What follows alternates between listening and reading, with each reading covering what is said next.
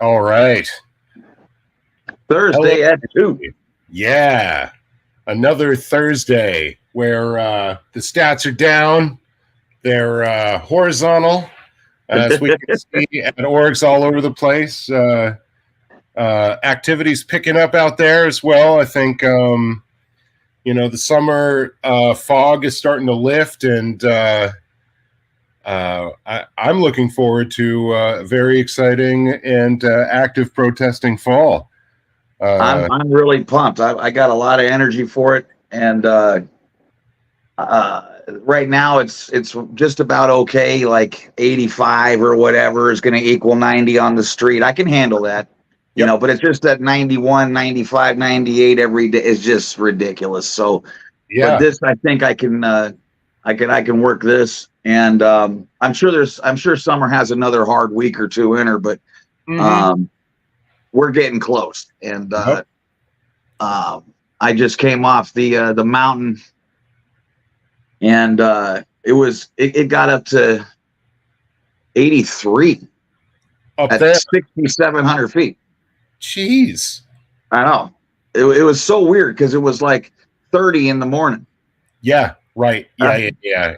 Everything blows off, and then it heats up again. But you get up there, and that volume of air it's been heated up to 83. Yeah.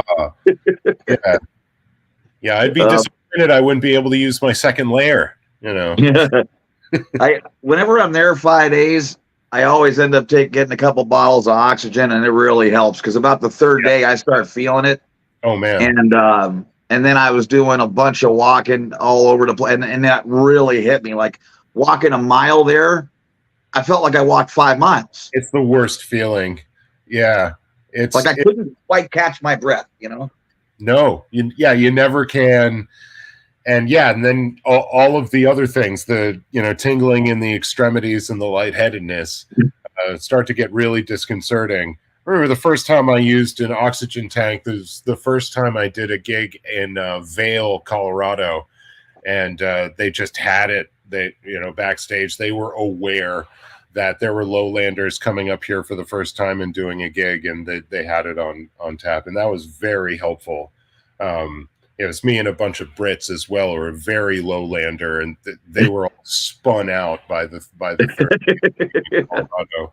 I mean, being on the Front Range, which is already like 5,000 feet, but then going up to Vail, which is like 9 or at base, something like that. Well, another thing about Big Bear, like I like hiking like 2.5 mile intermediate stuff with lots of awesome views. Like that's my jam, right? But if you're 25 and you're one of these endurance dudes, like they have trail after trail that I couldn't get up the first part of it. I mean, it's just like this. Yeah. And you're like, what the hell kind of trail? I would walk on all fours the first 1.5 miles, just it's like so steep. Yeah. And I'm like that down. the shape you got to be in to do that at that elevation is sick. Yeah, absolutely. But I didn't know if I was going to make it back in time because I only know one way up and down that thing. Like I know there's another way, but I never did it. So I go and get to the end of the lake there, and it's all cordoned off. Do not pass, road closed. I'm like, well, how the hell does that work? Yeah. So then I know I got to go to the other side of the lake, obviously. Right. And this lady was sort of spooky. They have some really spooky people that remind me of The Hills Have Eyes, Oh, and this lady was just creeping me out. she was in this liquor store, and it was so dark. And the whole thing was, she's like, stay on this road until it'll do a little jog, and then you hit to the right. And I'm just like, she's sending me somewhere to get killed. Yeah. But anyway, I go up this the other way to do it, and all next thing you know, I'm at 8,000 feet, and I'm like, I'm certainly going the wrong way. I'm trying to get off this. what the hell's happening? But that's just how it works. And then you can finally get down. But it was 50 miles instead of like 25. It was like 50 miles to get the hell off of that thing. Yeah. So you get on the wrong loop on these trails and you're there for, many multiples of what you think. And that gets dangerous. People get stuck out there, they get on the wrong loop and the sun's already going down and they're about halfway back when it gets dark. And then you're in some trouble because then it's like, the predators on the mountain, and if there are any, will be around, and you'll be much more likely to fall. Yeah, that would be a spooky place. Then again, there's lots of, but because there's all kinds of things up there. The truth is a deer can kick your ass. It's just we like to act like we're tough. But I've seen many YouTubes of there's one that's a fawn beating the shit out of a 6'2" guy. Yes. Okay. Yeah, don't back them into a corner. They'll fight for their life like anything else. So, and will crush your skull. So, absolutely. We are actually like almost helpless. We're like without gunpowder or knives or traps or whatever. We got a lot of problems. Well, that's why we have all those things, I guess. Where information beats out brawn, certainly. So without bow and arrow, without knives, we're damn near like hamsters. We don't have much going on. Yeah, for tool using at all, absolutely. Much more difficult. Even a spear gives you a great advantage. Oh God, yeah. Yeah, absolutely. But it's like it's funny how people. I knew this guy who, he was a tough character, but he had this idea that if a mountain lion came up to him because they're only 200 pounds, he could kick its ass, and I just was laughing. So the most dangerous animal in North America. Oh my God! It's like it's supposed to have the strength of 1,000-pound man, and you got dinner plates for hands with 6-inch, claws. Yeah. It would. I would imagine it would take a mountain lion of almost 4 seconds to kill me. Pretty much too, and then with the hind legs, just scrape out all of your innards. That's the move. That or get the neck, and then that you see cats. They'll be playing. With their toys. That's the disembowelment move. Yeah, exactly. You can see on YouTube in New York City when people like move and leave their cat, and their cat's going crazy. They go in there with like spaceman outfits just to get a little 8-pound cat because they go batshit. Oh yeah, they're so fast, and they can do serious damage. Even if it just got you 3-4 good times. Well, if you've got to do that 5 times a day, how long are you going to last at this job, right? So, and they got these long tools to get them and hold them and bring them in. And that's a 10-pound cat. Well, yeah. So a 200-pound mountain lion, that's just ridiculous. Yeah, they make a horrible sound. That was the one animal that I was really trying to keep an eye out for when I was, up in the foothills of the Rockies, because they were all over the place. And my friend that lives up there sent me recently videos of like a bunch of them in the neighborhood. It's you definitely have to be aware if they're around. Up where this person lives, they're known to, just you'll come home and there's a mountain lion on your porch. Oh, God. Yeah, I would have a hard time with that, but I guess you could get used to anything, but yeah. That's when, a shotgun becomes like just a regular tool of the house. Yeah, I would have a bazooka if I had to live out there. Yep.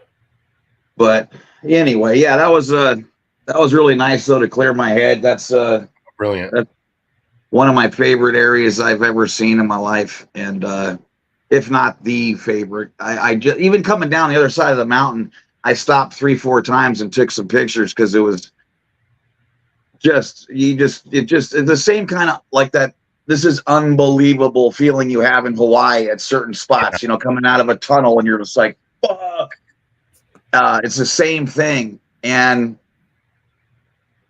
like, you know, another thing I always wanted to do is go talk to these people. Like I saw a couple homes in the middle of nothing. Like I want to know, like, how did you get here? The same feeling I have like in the desert when some guy's 11 miles off the beaten path of pavement and in the middle of nothing. Like I want to go, how did you get here? Are you horribly antisocial? Are there dead people cut up in a freezer in your backyard? Or are you just a chill person who got this land given to him from his great-great-grandfather? Like there's a million ways this can go. Yeah, sure. But I want to know, like, how did you, and are you good here? Do you have a pizza oven? You know, like, what do you do? When you want orange chicken, do you freak out? Like, what do you do out here? Yeah, yes, you don't want that, and you want solitude and physical beauty on tap, I would guess. But the desert and the mountains is two really trippy things to me, where because it's so inconvenient. Oh yeah, yeah. You're isolated. The weather's chaotic. Yeah, the animals can be problematic. All sorts. Definitely. Yeah, a longer, harder winter. And like, do you buy a box truck so you can go to CVS, or I mean to Costco rather, and just load that shit up? Because you're never coming back without a full load. That'd be ridiculous. So certainly, and yeah. You know, people fall on hard times up there, and I mean, hard times in rural areas and up on a mountain, it's real hard. So yeah, this same friend of mine works at a food bank, and I did a couple days of helping out the food bank when I was up there, and you know, seeing what that is. I mean, it's you know, programs like that are a total lifeline to rural communities. Yeah, life on the mountain's hard, and you know, some of these people, like former ranchers, where the farm fails or the ranch fails, or you know, the bank this, that, and the other thing, or they're waiting for this or that from the federal government, and they just need a little helping hand. Yeah. I mean, I lived up those ways for a little bit, and yeah, I like a lot of conveniences. The main thing is if I need to be closer to a gig, like if I'm flying all over the place, then you know, sure, put me anywhere in the interim, because it doesn't matter. Just like get me to a hub, and I'll be at the gig. But yeah, trying to start out here. In Austin with music, I'd rather be next to the people than especially out here coming out from, I don't know, the desert somewhere, or like close to some sundown town, or having to go through a few to get to the gig. I'd rather be next to the gig. Like I would think it would be fun for me for a 3-4 day stretch, you know, by the Red Rock Mountains or whatever, and you know the place is secure, and you can just chill with the bison or whatever the fuck it is. And I could see how that'd be really healthy, or the bighorn sheep rather, or what, you know, and you can get your head straight. But like at some point I'm going to want a yoo-hoo and I'm fucked. You know what I mean? Like, yeah, you know, until, you know, Amazon has like airdrop basically, you know, for rural areas, and you can get anything anywhere, which I'm sure it's coming. But you know, they were trying that drone program out, and that might have been something. But that would serve that. But yeah, and part of being out there is letting go of all of that, I guess, and you know, trying to get back to simplicity, I guess. Well, it's sort of like me and camping. I like bringing, you know, the 3-bedroom tent. Yes. With the sunroom that pops out. Right. And room for your dog, and the fireplace, and the TV room. It's like, and people go, well, why would you bring a $2,700 tent? You know, I'm not a big fan of that ants in my pants and all that bullshit. And I remember the last time I went camping, it was horrible. And the only reason I went, this lady that I was dating was really big into camping, right? So I'm like, oh fuck, all right, well let's do it. And it was by the lake in Las Vegas, right by Havasu, and the we were on off of a dirt road, and so and you can't see anything. It's when the moon would set, like it was just so damn dark, you could see nothing, and there was like rocks you could feel everywhere, and it was hot, and I could still see casinos and stuff way out in the distance, lights, but it's super dark there, and you get all the sky. And I was like, I would just rather be at a hotel, play some video poker, get a Pacifico. This just ain't my jam anymore, you know? And it was a little spooky. Like, I didn't realize how spooky it would be, but I don't really like the idea because I have awesome protection, and I never think about it until something like that, which is, I don't like having all you got is a knife and you're in the middle of nothing and you can't see nothing. I'm like, this is a little spooky. Oh yeah, I mean, it's definitely living by your wits, and I mean, the help isn't coming. If you get hurt as well, that help is not coming as fast. So yeah, taking all of that into account, and yeah, some people are thriving on that idea, like being these mountaineers and whatnot, or hunters that hunt at elevation, really being up against the elements, as like proving various things, or just I don't know, to each their own. I think a lot of people, would rather not have the risk of any of that, not one time, not for any period of time. And it seems like we find ourselves somewhere in the middle. Well, I don't like the answers I get to the questions I ask, which with camping people are like, so what's your plan? Like, there's no one has a plan if a bear decides to just rock, or anything else. It's like, oh, we just hope that doesn't happen. And it's like, I know that's not going to happen at the Bellagio. Yeah, no, it's not. Well, hunters have a plan at the extreme, right? So, when my family be hunting elk in Alaska, like if you're in the dark, bringing back dressed elk meat in a bunch of packs back to your camp, surrounded by wolves, like everybody has a 45, right? Yeah, and for bears and wolves, and in the tent, a shotgun. Nice. So, there's definitely a plan for some people, especially when they understand the cost of not having those things and being right in kind of the firing line of the thing. Yeah, I mean, you're in their territory. You've just taken what they would very much like to scavenge off of, and they're going to try if you don't, offer resistance. The other thing, I like that plan. From walking back from a kill like that, don't mind being noisy, because you don't want to see anything, and if you make enough human noise, they're like, that's probably not a good idea. I think it's a young man's deal. I like a hot shower too. So yeah, or two, depending on the day. Yesterday, I felt like I could take 10. A whole lot of stress. I get freaked out by entanglements with the law unreasonably, and so yesterday was some monstrous specter in my mind until it was over. Yeah, and, I'm still kind of coming back to myself, but although now that the Band-Aid's ripped off, kind of looking forward to the next few steps as I don't know, feeling a little more confident where I'm standing. Yeah, that makes sense. Yeah, and the humidity too, I think, can really mess with your mood.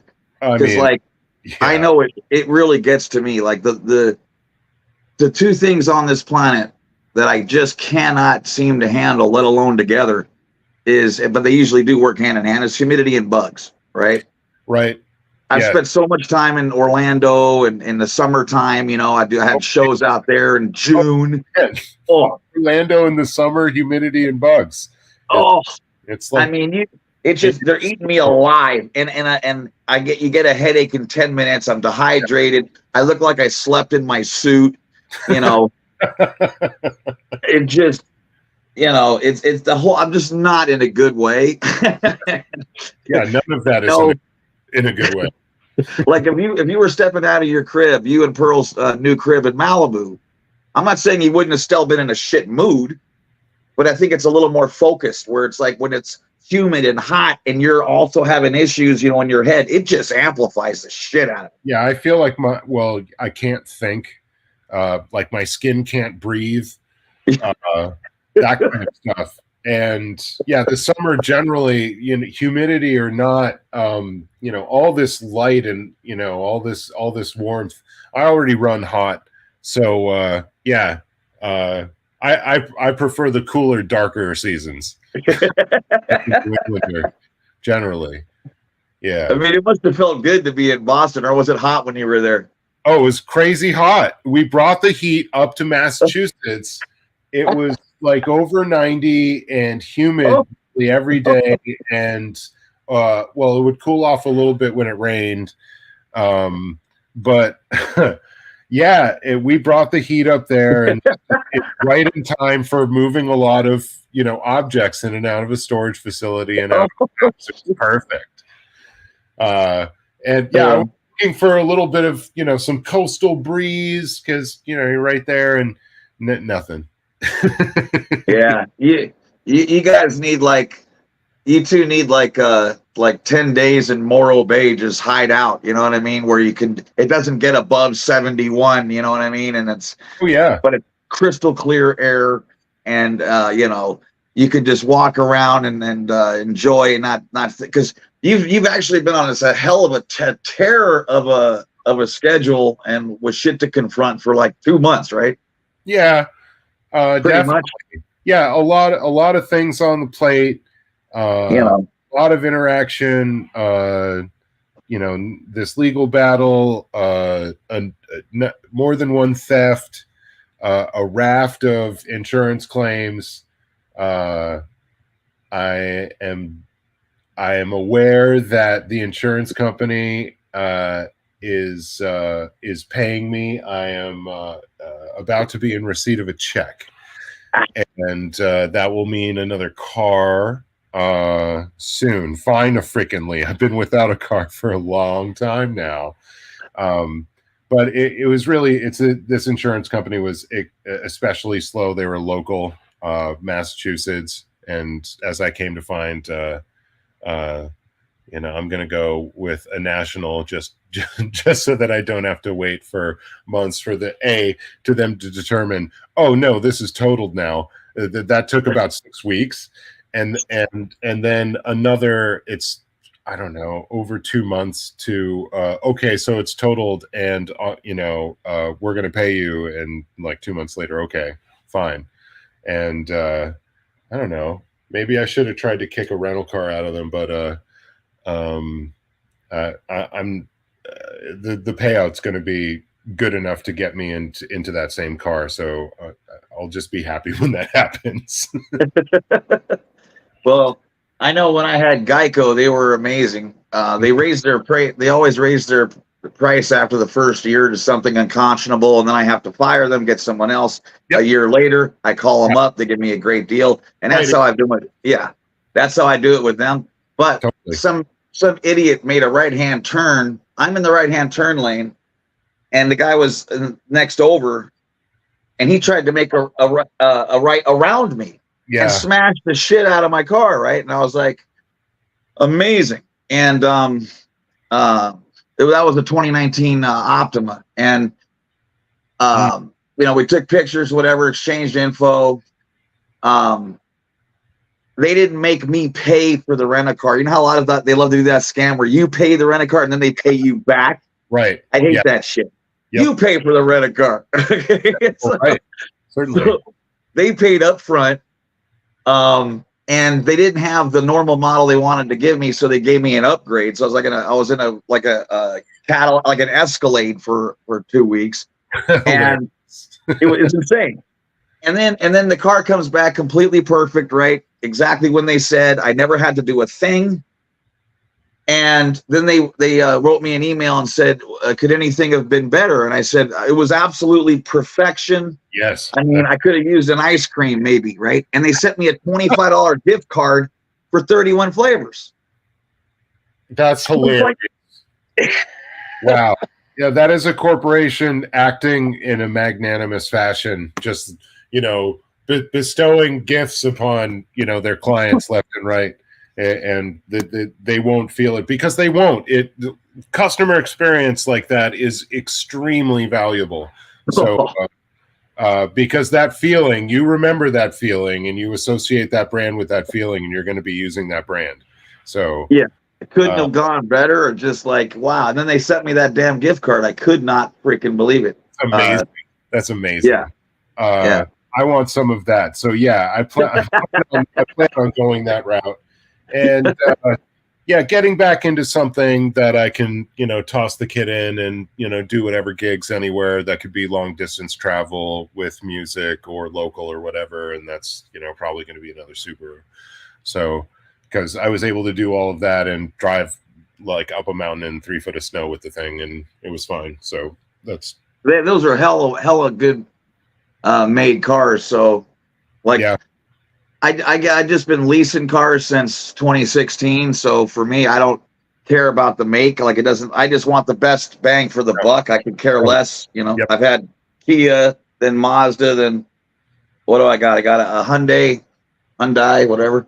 Yep. And so whatever for the money is the best thing. And by the way, for people who don't know this, I'm telling anyone who ever has, if you want to buy or lease a new car, get a leasing agent. It's the greatest thing that ever happened to mankind. It costs you not one penny. They go get you a deal you couldn't pray to get in a million years. Right. And it takes me I've gotten 4 cars from this dude. It's about 6 minutes from the time I walk in. I hand him the keys to my old ride. Yeah. About 6 minutes of paperwork, and I leave with the new one. First payment in, and a full tank of gas. I have nothing to do. No, it's insane, and it doesn't matter how much you and I know about it either. Like, in other words, you and I could have had our own damn car lot. We're not going to pour like he does, because he's buying 30 new cars from each dealer every year. It's about his relationship with a bunch of dealers, and he knows all the stuff. How he makes his money too is by getting me a whole bunch of deals that I don't even know exist. Yes. And then pocketing them. Well, yeah. So it doesn't matter to me. Like, I got 100 times better deal than I could have went and got. Right. And because he's hooked in with all these dudes, especially if you want to get, like, the 25s are coming out in a couple weeks. So they want those 24s the hell out of there. Yeah. Right. And so I got like the mega leather package, whatever, for the price of a shitty 25. Yep. Yeah. So he's finding these deals, and I don't know.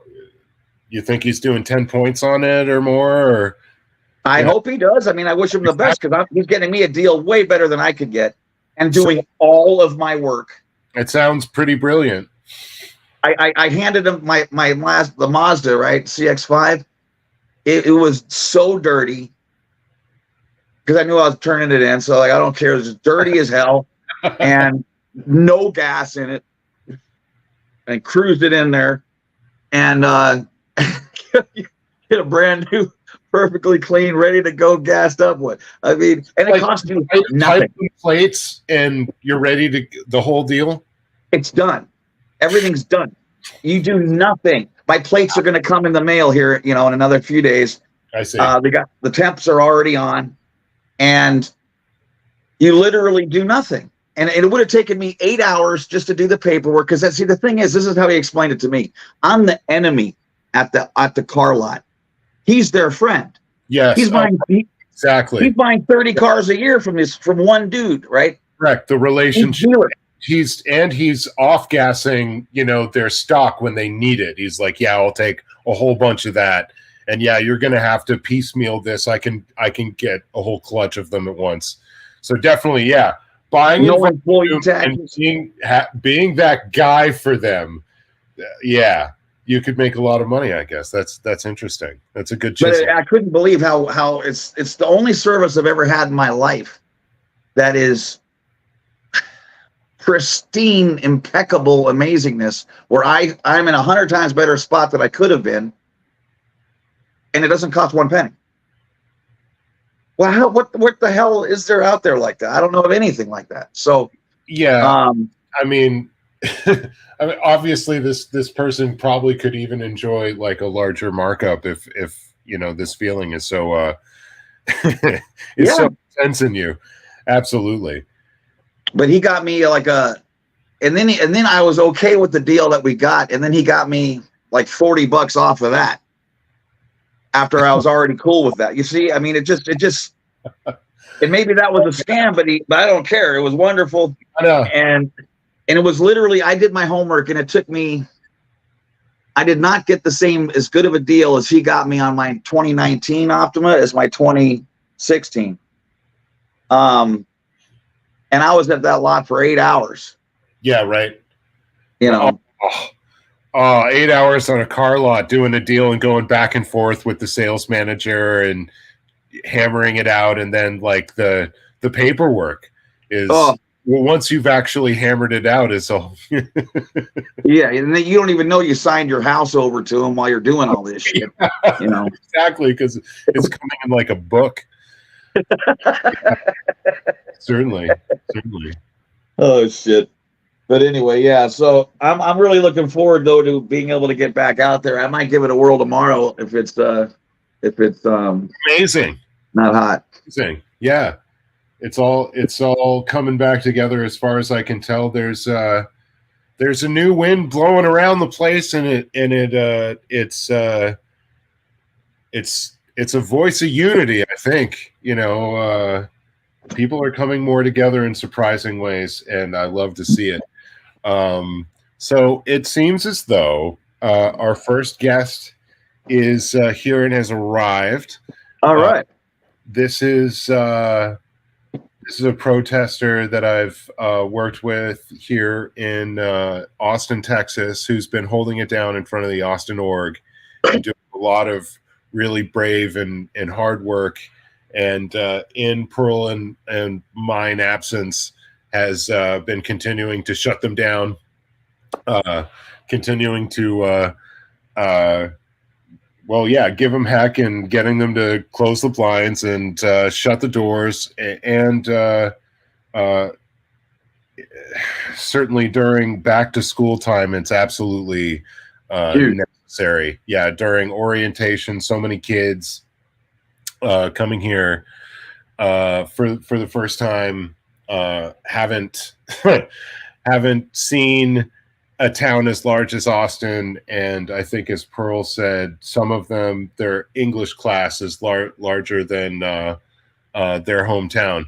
So so it looks like we lost Hitzel for right now. I think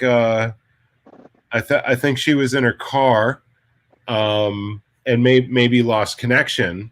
And we'll wait.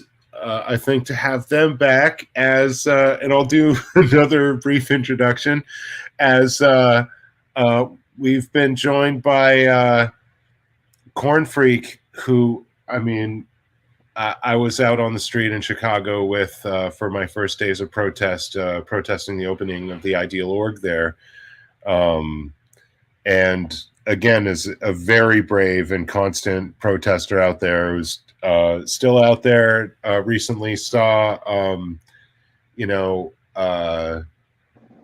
out there with a whole bunch of people in front of the org on a very sunny day with somebody that looked like Kenny from South Park. And let's see. So without further ado, at long last, the great and wonderful and super brave and awesome corn freak. What's up, corn freak? Hey guys. I love corn Hey freak. Eric, nice to meet you. Nice to see you. You've been amazing since I got to this whole movement. So thanks. I appreciate that. So check it out. I'm in the middle of nowhere. All right. Corn. Nice. It's my job, but I just got off work. So it sure is. It's corn-rific. It's corn. Yeah, it's corn within corn, and I'm surrounded by corn. Yeah. I also thought you guys might like this, that someone at work made me with a 3D printer. Oh, I can't tell what it is. It's a middle finger. Oh. That's hilarious. There we go. That is good. That comes in handy. Yeah. I love it. Yeah. So there's not, I think there's about as many orgs right next to you as like I just spent the last 5 days at Big Bear, and I made sure there was no body routers around the lake. Mm-hmm. Not a single one. If they start walking out of the corn like children of the corn, I'm running, man. A bunch of skirts coming out of the corn. If they start body routing coming out of the corn, I'm telling you, I'm running. Bad foot and all.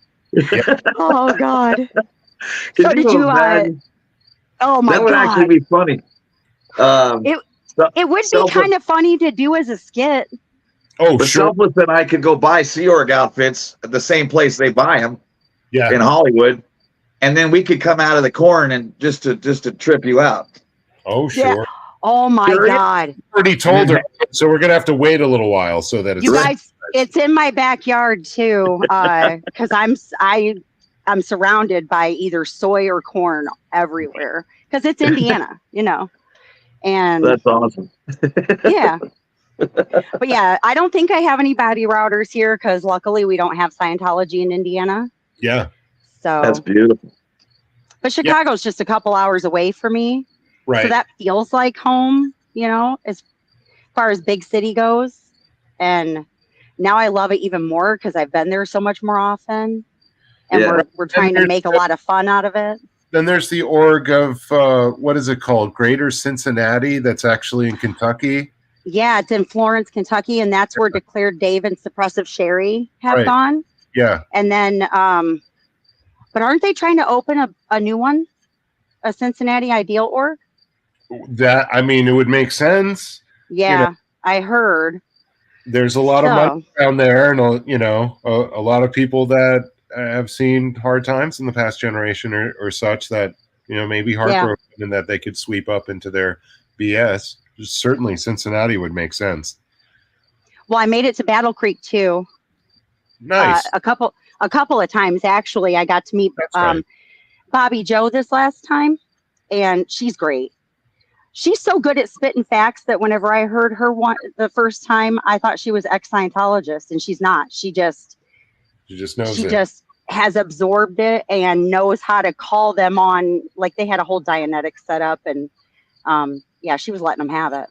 Yeah. Not the day I was there, but yeah. So I got to meet her, and we filmed the Hart Hotel where they're trying to open that Ideal org, or I should say, not trying to open. They've owned it for 20 years and it's still empty and it smells. Oh. And yeah, a disused building for that period of time. Ugh. 20 years, and it's the old Kellogg Hotel. So now that inflatables are taking over the protest movement, yes, I thought I should look for a Tony the Tiger and wear it out in front of the Kellogg Hotel, right? And that'll get the locals, like, they'll know what I'm doing, or they'll be like, oh, look, it's Tony, because it's the Kellogg Hotel, and then they can stop and I can talk to them. That guy was crazy. I don't know about Mr. Kellogg and the health movement, you know, that they were running. No, it was well, yeah, a lot of very bizarre ideas about human health, and there was a comedy made about that's loosely based on the facts of the guy's life called The Road to Wellville. he was. I mean, I think eccentric would be kind, but it was cornflakes was is part of his idea about a strict vegetarian diet for all people, and corn flakes. Okay. Yeah, the Kellogg's strict corn vegetarian. Flakes. Okay. So that was going to be the strict vegetarian diet.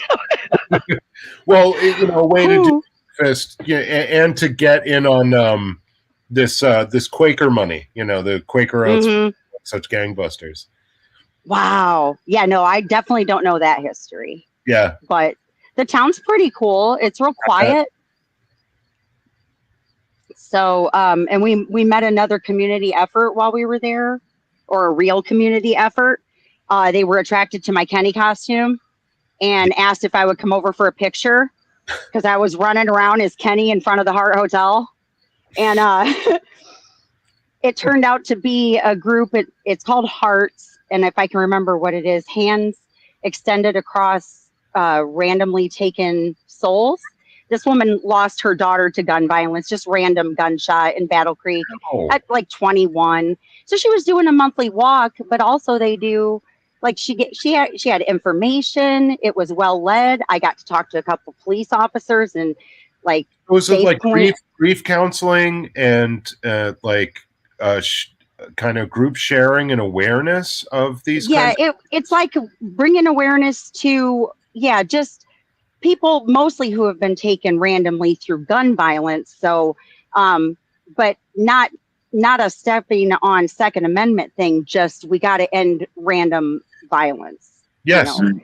And my son's best friend, was shot and killed due to random violence. So to run into something like that, and then to see that they're actually doing something good, it was a great day. That is Dippy great. and Glitter and Hellgear and I all walked with them. So beautiful. Yeah. And I got to talk to the police officers and let them know that we'll be coming there to protest Scientology. And so, and she gave me her business card, like offered me a business card. The officer did. So there you go. A little different than the LAPD. A lot different. Yeah. And even honestly, Chicago has been nothing to deal with in comparison, with LA. Yeah. Obviously they haven't been perfect, but here lately, even whenever Scotty was there in the Kenny costume, they drove by and saw like 3 inflatables, like did a slow drive by and then just kept going. Yeah. So they must have been checking us out, saw how goofy we all looked and kept driving. Well, since Sergeant Dolan, was that the last kind of serious run-in? And then they're like, oh, wait a minute. Yeah, I think so, because he came out when he came out and poured water right on my chalk right in front of me. And I was like, I was stunned. Or is this really your job? And nope. I tried to channel Pearl a little bit. And whenever I was like, so proud, I was just so mad. Yeah. Yep. So, yeah, we haven't seen him since. I believe he also sat in his car across the street and yelled at Frizzinu Project too. Or no, he didn't. He was watching him and Frizzinu said to him, I don't know. I won't try to repeat it because I won't remember how it went, but I know that was one interaction that he did have with him. But it's been a long time. Yeah. Is it a long way from where you are to Kansas City? Yeah. Oh. Yeah. Because St. Louis would be closer because that's like, south. But then I'd still have to continue going west to get to Kansas City. Oh. So that's further west from me. Because I'm east of Chicago a bit. Oh. But, south, obviously, because you got to go around the lake. Yeah, I don't know if I've been to Indiana. I don't think I have. Not a whole lot of reason.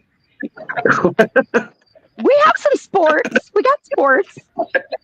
But every time I go to places like that, I have fun though, because the people themselves are more fun. Hell yeah, we are.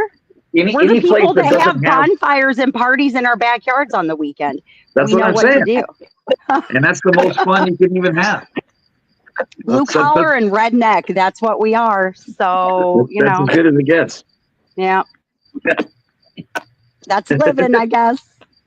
When you got to live, whenever you're working like a factory job and you're paying your bills, you got to know how to have fun. Right. So. Total. Yeah, for sure. Anyway. And so selfless, I don't know if you've noticed like how many people that are still out there that we actually were able to meet on March 3rd. I specifically remember Juanita. Yep. And then Helgear and Never and Nana and Free Xenu. I mean, Free Xenu I encountered, I think, within 10 minutes of hitting the site on the event day. And that's where I met both of you guys right out in front of Sour Tap or whatever that place is called. Half Sour. Yes. And Dodge as well. Dodge still going strong, out our constant reporter and assuming this role that I think he was really born or trained to. He's so entertaining. Absolutely. And he's informative, but he's also, he makes it entertaining. Yeah, it's a great court report, and we certainly need it. It's great to see all those people still active. Anita being so timid at first and bringing us supplies and just like being so thankful. What a spirit. I know. Still out there. She's still kind of that way too. She's the most underrated, I think, Chicago protester, because God, this woman is like, I'm not even going to try to say what age I can remember her being. It's just older than I thought because of how much energy this woman has, and she still works full time. Yes. She's active in her own community, and then she makes time to come and do this. And she's still like, she'll bring sandwiches, and she bought a roll-up chalkboard that you could write on, so that in case we got in trouble for chalking. But we've gone back to chalking now.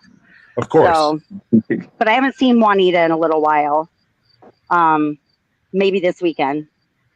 All right. I think I'm going to break out my glitter chalk maybe tomorrow. Yes. Nice. Glitter chalk. I use glitter chalk and tie-dye chalk because Dip Me and Glitter came with me to Battle Creek and then to Chicago. I'm sure you recognize that name from in chats. Dip Me and Glitter. Of course. Yeah, of course. So she came out. I got her in an inflatable too. I love her too. She's awesome. Oh yeah. She works in a school system, so she was prepared with the chalk, and so she had the glitter, the tie-dye. And then whenever they washed it off, the first night that we'd written some messages, they were real lazy about it. So it had kind of a puddle of just tie-dye chalk making a river down the sidewalk. I thought, well, that's pretty cool. Yeah, absolutely. Yeah. Go for it. Thank you for being lazy at your attempts of washing away my chalking. Now I'm going to write it again. Yes. So exactly. Doing it wrong as always. Thanks, Scientology. Yeah. That's why I like doing some chalking far away from the org too. Like whether if it's 6 blocks away or 6 miles away, it doesn't matter. They're never going to do anything about it. So nope. I saw some of mine on that I wrote with baby Miscavige. Mismanage. I mean, mismanage. I was going to say, what are you doing with Miscavige? What am I doing with him? He's got some explaining to do. Oh shit! Mismanaged, and I wrote by this bus stop, and then I saw it there like 5 weeks later, and it just freaked me out because there was no rain. It was much lighter, but you could totally read it. Yeah, and I didn't even really do it heavy duty, just 2 times, on each thing. So I could do some pretty good stuff, and it's gonna be there. No one's gonna take the time to wash that shit off, That's true. So I'm gonna have some more fun with that soon too. It's just that I think the Chalk Tech is the worst in the heat. It's way worse than Staple Oh, Tech. it's bad. Yeah. Oh. Scooping and you're sweating into the chalk. This last week, I was using a boat cushion for my knees because I was like, "Ooh, that came in handy that it's in the car." Yes. So, but it's like vinyl, and I had shorts on, and I just was sliding on the damn thing. It was gross. Yeah. So That's yeah, rough, we weren't yeah. there for very long. I claimed my knee pads like from getting all of my stuff. So yeah, I could go out there in like the work gear. That's hilarious because I know that my husband has like welding knee pads. Yeah. That I couldn't wear. Yep. I mean, you know, he might want to get another set if you're putting them on the sidewalk all the time. But yeah. Oh, better than that. I remember I bought this for him. It's rolling. It's a rolling knee pad. Oh wow. For going under your car. Yeah. Yeah. He's got like an engine lift and like all. He works on cars a lot. I've never seen that, but that would be great for chalking. Yes, I should bring that. I don't know what I was thinking, but I have. You know, I come from Indiana. Yeah. And I don't drive. I take the train. That is quite a trip.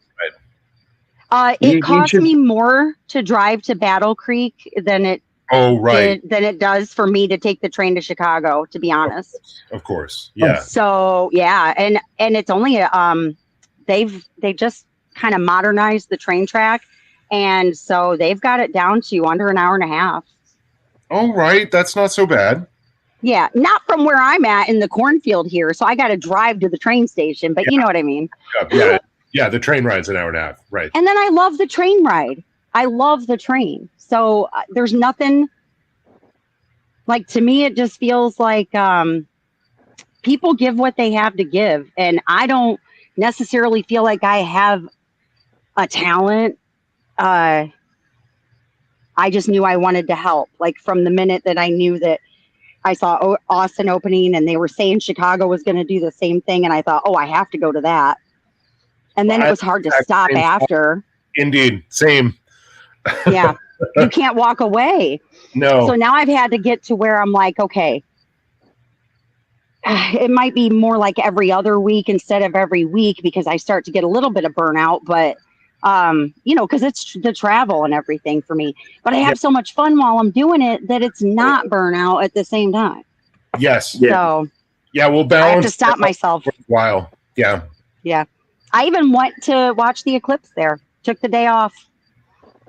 Went and protested and watched the eclipse. That was a beautiful day. Yeah. It was. Yeah.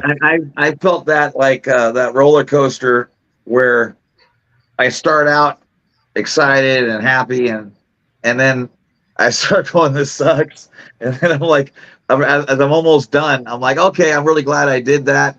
And it's just this constant roller coaster that got worse in the heat. Oh yeah. Yeah, I'm so looking forward to just not being burning up and going to protest. Not thinking, I hope I don't die. I just want to. I need to be out there for a couple hours to do what I want to do, you know. But the heat makes it where, like, after 45 minutes, you're like, fuck. I'm gonna have to have like galoshes or Napoleon Dynamite style snow boots before I can go out and protest. You know. I hope you guys got that because Napoleon Dynamite is awesome.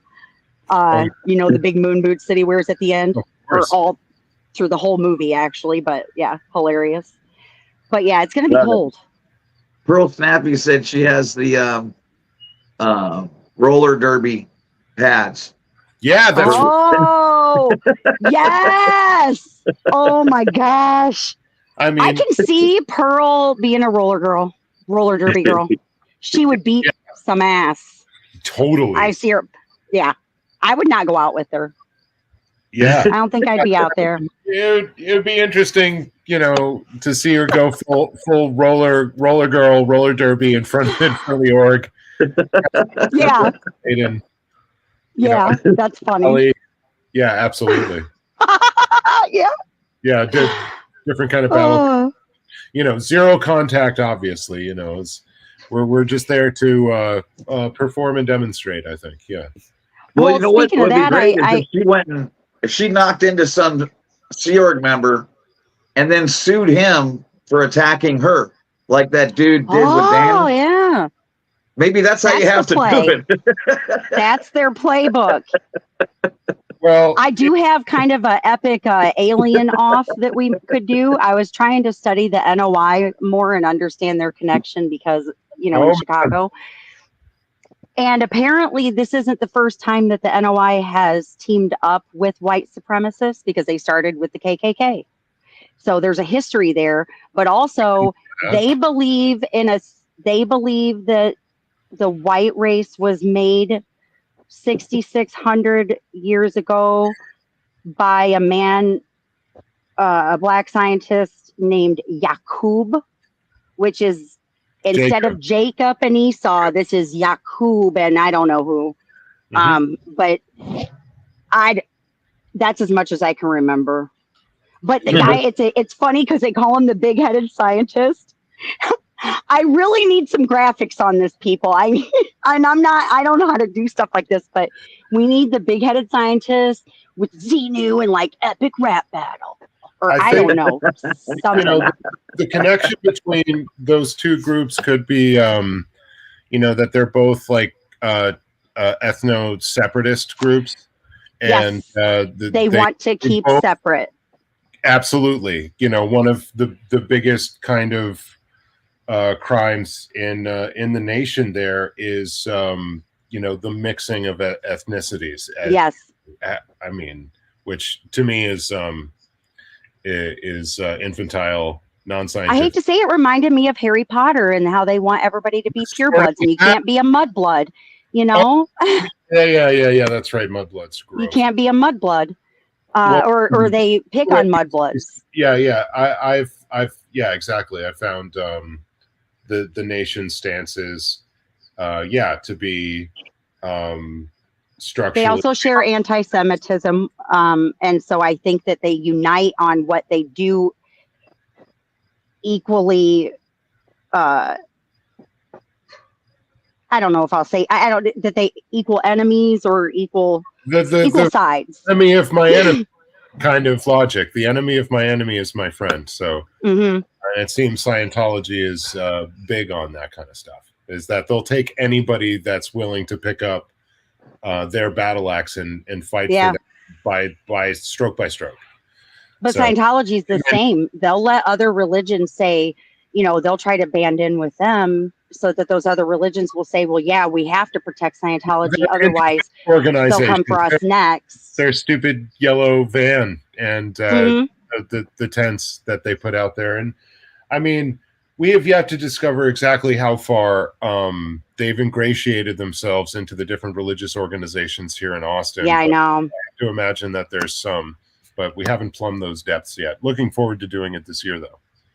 I thought you were going to say just in general, because I bet you that everywhere they are, you can guarantee that they have some kind of, they're trying to infiltrate, the good that the community really does, so it can look like they're doing it too. I think where they're most effective that we know about, and maybe Eric, you could add something to this, is like I've seen them be most effective in this interfaith effort in Los Angeles. Yes. Yeah. I think why I love this, and I loved it the very first second I heard it when Scientology and then the nation got together, was this is going to, all their divisive BS is now they're going to have to face it themselves, because like I already saw a documentary on all these people from the nation who were really pissed off about this. Yes. Yeah. He said, this is some bullshit because Scientology is nonsense and get out of here with that shit. So it's already created this real problem within their own thing. And it's the same thing that's going to happen eventually here with Scientology. Believe it or not. I know it doesn't seem like it's going to happen, but you don't forget this. Scientology is the most high control cult, you can get. I'm not saying it's, there's not other ones just like it, but it's as high as you're going to get on that control. So they're at this point now where the only thing that makes a cult state, like the reason a cult can keep going, is because you do exactly what the leader says, right? And there's never any avoidance. You do it no matter what. Well, slowly and surely, Miscavige keeps squirreling everything, but not. He used to be able to do it by saying, "Oh, I found a matchbook, that LRH said humana, and that's why we're going to add semicolons and whatever." There's none of that anymore. He's done. There's no more matchbooks, right? So now he's just simply doing stuff like raising the funds, right, through all these front groups and shit. LRH explicitly said you cannot do that. Okay, exactly. You cannot take money and not give Scientology. That was his main thing. We're going to take money, but we're going to give you Scientology, nothing else. Okay? That's like what I heard on Scientology, right? Did you hear that Scientology did that Chat GPT? And that's exactly what Chat GPT said. Oh, okay. Yeah. Almost word for word what you just said. Yeah. Well, I thought maybe you had seen it. No. This is Scientology has been inserting the red and blue or red and green volumes or whatever into Chat GPT, and then asking it intelligent questions and asking it to answer as if it was L. Ron Hubbard. So I said, of course, the reincarnation of L. Ron is a robot, but I mean, it tears Davey a new one for squirreling the tech. I mean, that's clear. It was, people were talking about this in the late 90s, that it was already getting out of control. Like, in other words, Scientology was raising money everywhere. Yep. Yeah. That goes to Davey, right, to the RTC. It all funnels up like the mafia. Yet they're taking money and not giving Scientology 9 out of 10 times. Yeah. Yes. And so everyone was talking about that already. So now we're 25 years later. Okay. The point is, you can't keep a cult. What keeps a cult is not changing from these steps. As soon as you start fucking around with it, it doesn't really mean anything anymore. You lose the power of that cult. It'd be like saying, okay, you can look at OT3 materials for 5 minutes or less and not get pneumonia. People are just going to take their time and read the son of a bitch. Either you die instantly or you don't. That's the power of the cult. And so they're really, it's built on sand. Once it starts to, crumble even a little bit, it will go fast. So like no hairs. You can't have any flies on the thing. And like you're saying, don't change. Yeah. Well, it's like the Jehovah's Witnesses. If you haven't heard, women can now wear pants and men can have beards. So as pathetic as that is, it will help with some, but it will also piss off your more fundamental Jehovah's Witnesses. And you need those guys to survive. You need those. Like my dad was one of those fundamentalist type people, right, with Scientology. And where they lost him was through those things, through those vehicles, like Miscavige kept squirreling shit around. And that's why you had that independent Scientology movement go, which cost the church an enormous amount of money. Okay. Right. Yeah. So. And that kind of started like in the 90s, right? Yeah. Late 90s. Yeah. But, and then the golden age of tech bullshit pissed off a whole bunch of more people. Okay. So you keep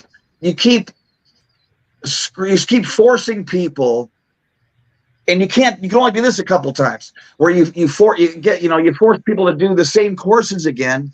Why do I have to pay you again? Yeah. You're not giving me anything I don't know. You just added 4 semicolons. What the fuck? I got to pay for it again? People get pissed off, and it's one thing when they say you're an ethics problem, and that's why you need to go back and retread. But when you didn't do anything wrong, you're not an ethics issue anywhere, but you got to pay again and do the same shit. Like, that ruins people. Well, I just realized, does that mean you have to, do you have to rehear about Xenu and like act like you haven't heard it before? And I'm trying to picture this. I think it was my God, you have to pay and go and do it again. But I don't think they didn't redo the OT levels. No, it was just courses. It was courses before. That'd be funny as hell. So I thought that's what at the IAS convention that year, they had like huge billboards of each of the books on stage in like the new covers that they were going to have, and they revealed all of those, and they're like, yeah, we discovered that LRH, he meant to, do this grammar thing. This was a parenthetical, and that's how we're going to sell you like hundreds or thousands of dollars worth of new books, each and every one of you, and you better buy them. Or I'm guessing you're going to be seen as out ethics if you don't. Yeah. Like keeping up with the Joneses, but not getting anything fun. You're not getting a trampoline in your backyard My parents bought everything there was 3 times. Oh my gosh. And so all the things we're talking about now in the anti-Scientology movement, why it makes me happy is because we were talking about them in the 90s. Okay? Yeah. This is just, and I can see already it's had a huge impact. Again, it takes the hardcore people for a cult to keep working. Yep. And when you bust them out, you get the fly-by-night weekend warriors, and they're not going to put up with that bullshit because they know they're not getting the gains, and they have no one to prove it to. So they're really killing themselves with this. And then anytime that, because high control groups can only work with high control groups, right? I mean, how else could you? There's nothing else you could do. So. Right. Maybe they'll give Jehovah's Witnesses a bunch of money or something. I don't know, and then try to get them all under, because they're going to do something to get people in those buildings. I promise. It would make sense because they're so alike, except for the Jehovah part. I think super right evangelical non-denominational churches that are super political and right wing. Those are the ones that they're going to be able to get right now. Yeah. That are basically calling for like the end of democracy and a Christian theocracy. I think those people most closely align with Scientology's authoritarianism. Yeah. Them being empty is 100 times worse than having. They could literally let the KKK use the North Hollywood building there for meetings, and it wouldn't be as bad for them as having it empty. Because like I've always said, I dare anybody to go into an organization that's empty and do those drills that I did. You would feel like the biggest dickhead. After lunch, you would never come back. Oh, God. Okay? You would run like hell, and that would be the end of it. The only reason I was able to hang in there is because you have 47 people in there doing it. Yeah. And so it doesn't seem so weird. It's like a group think, and you're like, well, maybe it seems to be working for them. And so, plus you just get caught up in the things that you're doing. I could see that where you lessen the people around you, and you'd feel different doing it. Well, especially the TRs. There's no way everyone in there is insane, right? That's what I always said to myself. Yeah. There's no way. That's what I like about. Well, if it helps, like I see that it has to be like it's a slow process. And my mother-in-law talked to me about Scientology like 12 years ago for the first time, because she became a snowbird, I think they called them back then, to Florida, right next to it. And so I actually had seen them loading the buses and everything, but back then everything was hopping, and I thought she was exaggerating. And so if she could see me now, she's not with us anymore, but if she could see now how different, I mean, she knew it was already starting to die off, then. But Doug Kramer was kind of my first, he's always really kind of been my favorite channel to watch, because there's so much research and so perfect for me, because I just need you to keep it real. And he definitely kept it real. And then just a lot of research and stuff to find. So, but delivered in a way, and the interaction with the chat, that sort of thing. So I don't remember if I had a point to that or not, but just, I think you were trying to say, it doesn't have to, it's not going to happen, right away, but it is making progress. I don't believe we have to be able to even necessarily realize that we're seeing the progress right in front of us, I think that some things will become more clear, or even the part that we play in it. And I don't have to know what mine is. And if I play some part in it, that's great. And at least I'll try to save people some money from getting their kids scammed in the process. That's And I really believe society is for people like you to act in that way. It's for people to figure out, hey, I'm doing some amount of good. It's not all the good. Maybe it's not the best good, but it's better than what it was. And then positively act. So I think that's the best. Think keeping that, we're really good at keeping it empty. And like, I could talk about this point for 3 hours and I wouldn't I wouldn't get across how meaningful it is to me that when you walk into an academy, okay, like at ASHO or even at Celebrity Center, where there was 40 people and there's a hum, okay, going on of talking, right? You might hear one guy doing some bull baiting who's a little loud. You hear a guy maybe yelling a little bit over here at the ashtray or whatever. But if you narrow that down to just selfless and you, okay, when I walk in there, oh God. And then I hear selfless saying, corn freak, walk over to that wall. Thank you. Touch that wall. Thank you. Turn around. Thank you. Walk over to that wall. Thank you. I'd be like, these fucking guys are insane. Yeah. These fucking people are nuts. What kind of comedy train is this? Yeah. You know what? There's no way you could convince me you two weren't nuts if that's all I heard when I was in there. Yeah. Agreed. I mean, whenever it's not part of the hum of the crowd. Do birds fly? Yes.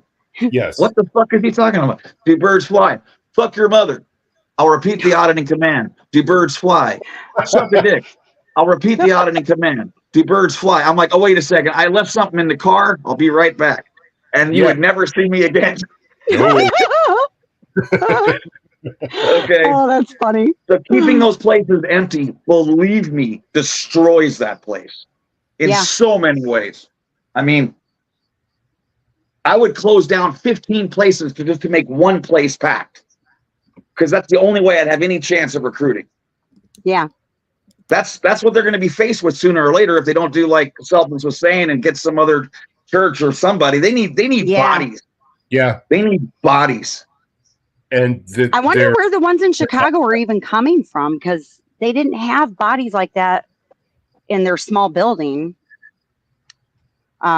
I'm sure people must have talked about this along the way, and there's so much content that it's flooded my head, but I know they'll bring in people from out of town, but I don't know if they stay there for a long period.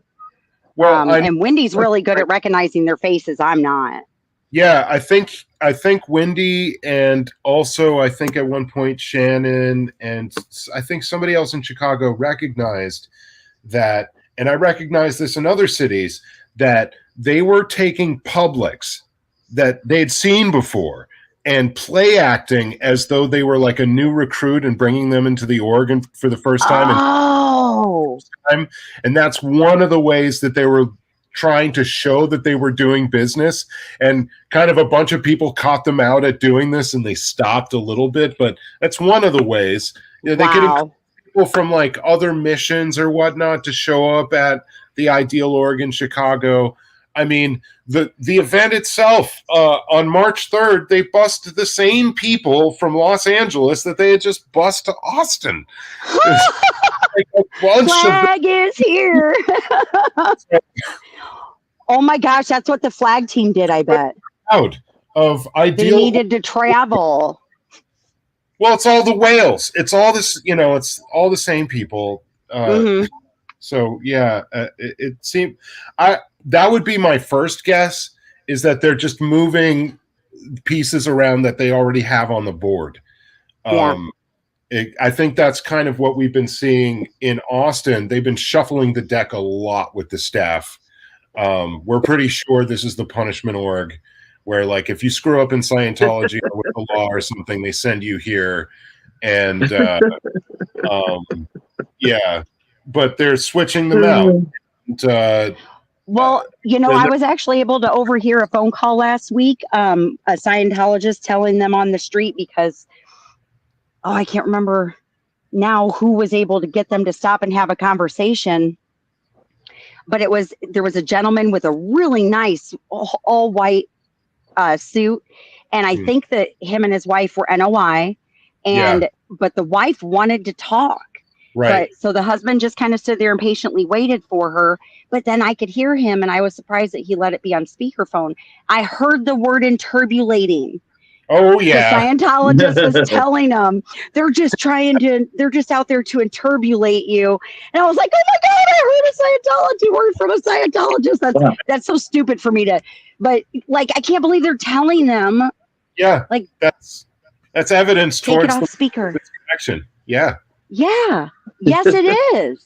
That feels good. I mean, he packed up his wife in the car and got out of there. So, which is unfortunate because she was really nice and she was having a conversation. Yeah. So, yeah. Well, Anyway, I love the fact that everyone is having fun doing it, and it seems like there's a certain camaraderie I see, like in Battle Creek and Chicago and stuff. Where it's just the same thing out here, where it really makes it easy. It makes it easy because, like, when I go out with Davey and stuff, we're just having a good time because we're both doing exactly what we want to be doing, right? So it's like, it's just such a good feeling. And I also want to say, because I know you and like Rika and a bunch of protesters, you guys are so fucking amazing because not only do you do this, but you don't even talk about like the other 11 things you do.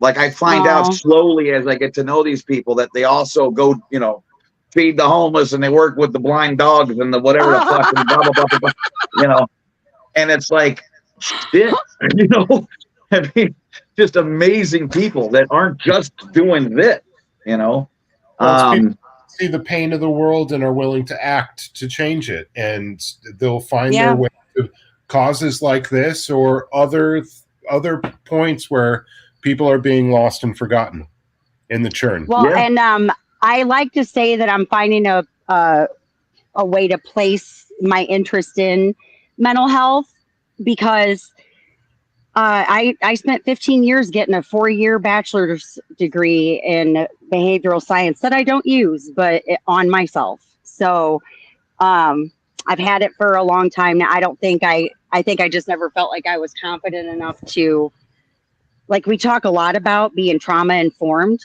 And I think that I became a CASA volunteer. And the first time I had to work with a couple of little boys, for some reason, it felt like it was more than I could emotionally give, maybe because I had 2 little boys at home and I don't know. And yet I thought I was going to be able to do that. And clearly that's what I was interested in. And working with kids was always what I thought I would do.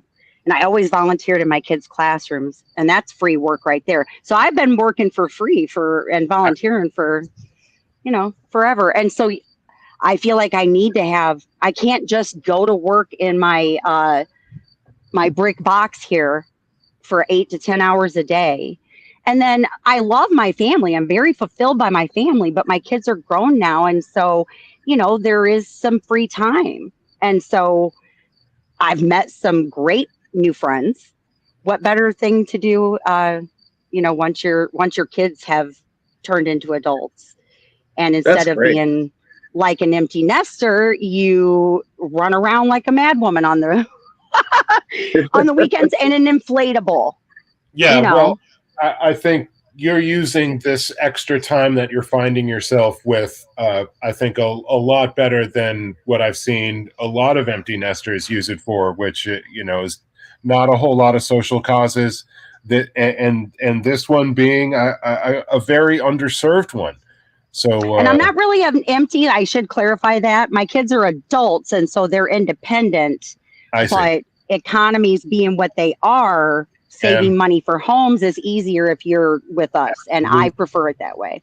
Say what you will. Everybody works, and it's kind of nice having. There's 5 of us at home, so I even got a bonus daughter out of the deal. So, and she's awesome to live with. She's so easy to live with.